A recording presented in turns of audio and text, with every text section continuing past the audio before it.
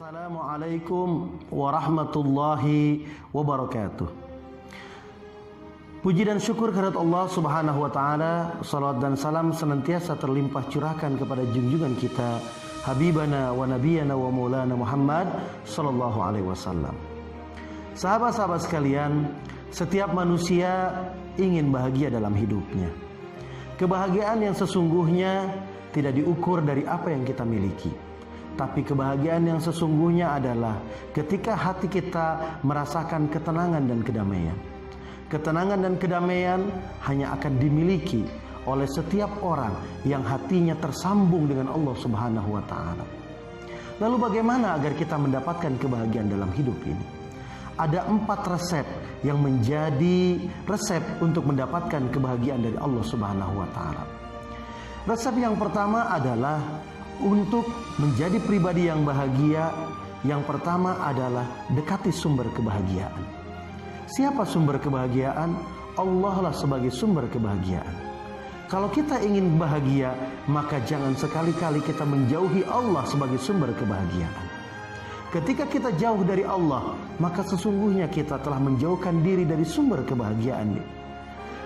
Akan tetapi, ketika kita mendekat kepada Allah Subhanahu wa taala, maka sesungguhnya kita sedang mendekat dengan sumber kebahagiaan. Lalu bagaimana kita mendekati Allah?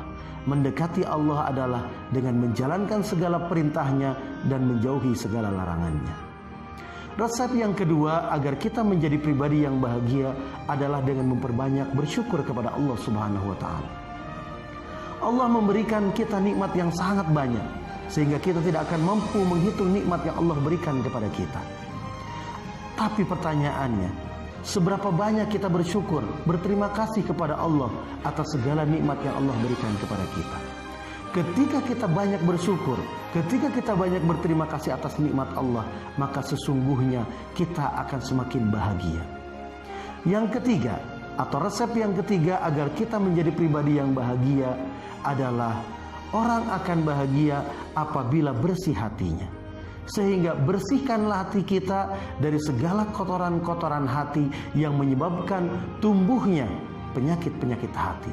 Ketika hati kita kotor, lalu dipenuhi dengan penyakit hati, maka sampai kapanpun kita tidak akan bahagia.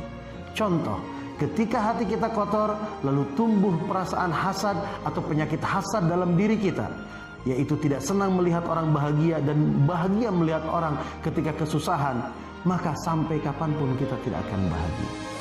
Dan yang terakhir, agar kita menjadi pribadi yang bahagia, jangan sekali-kali kita bertawakal atau menyerahkan segala urusan hidup kita kepada usaha dan makhluk. Tapi bertawakallah kepada Allah Subhanahu wa taala. Serahkanlah segala urusan kita kepada Allah Subhanahu wa taala. Setelah kita berusaha dengan maksimal, maka serahkanlah hasilnya kepada Allah Subhanahu wa taala. Sahabat-sahabat sekalian, itulah 4 resep agar kita menjadi pribadi yang bahagia. Semoga kita bisa menjalankannya dalam kehidupan kita sehari-hari. Terima kasih, mohon maaf. Assalamualaikum warahmatullahi wabarakatuh.